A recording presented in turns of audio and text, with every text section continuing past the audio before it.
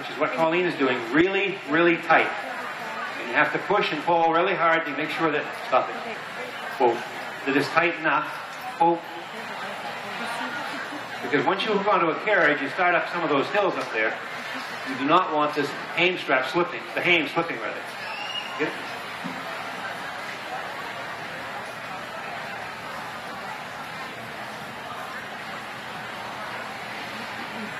Next, I would go to the girth, straighten the back of your harness out. Whoa, Doc. Doc, whoa. Doc's had enough of this. He wants to go home.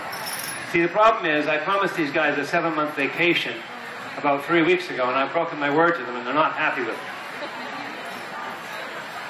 Hang on a second. How are we all turned around here? There we go. There we go. I'm not going to put the croupers on this morning. We don't need to worry about the croupers. Crooper is just to stabilize the back end of the harness. Then you hook your yoke strap. Goes over and hooks on the other side. Well, remember I told you horses don't pull heavy loads, they push them. So when they push through this collar, that's what generates the power.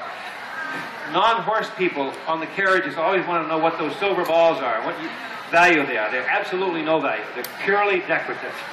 However, the hames, which you can see, is belted at the bottom and the top. That's where they generate the power.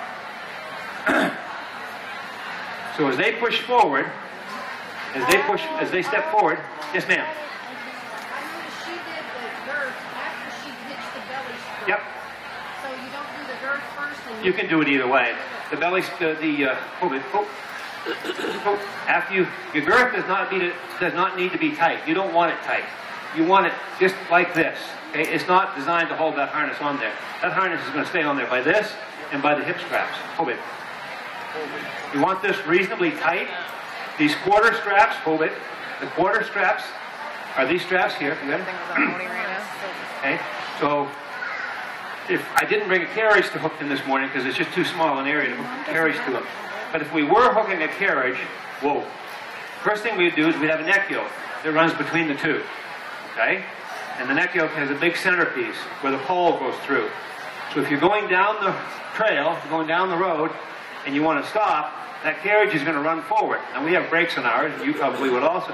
But the carriage is going to run forward through or into that neck yoke. See what happens on their hips? It tightens up on their hips. And that's how they hold it back. Now what we do, we let some pressure on their hips, but mostly we keep the brake on. Hard on the horse's back legs coming down the hill of the fully loaded carriage. We have hydraulic brakes on all of our carriages. These are called quarter straps. We have a crupper on this harness. We don't normally use croupers on most of our horses. We don't need them. They're broad enough so the harness will stay there real well. Okay, grab your bridles.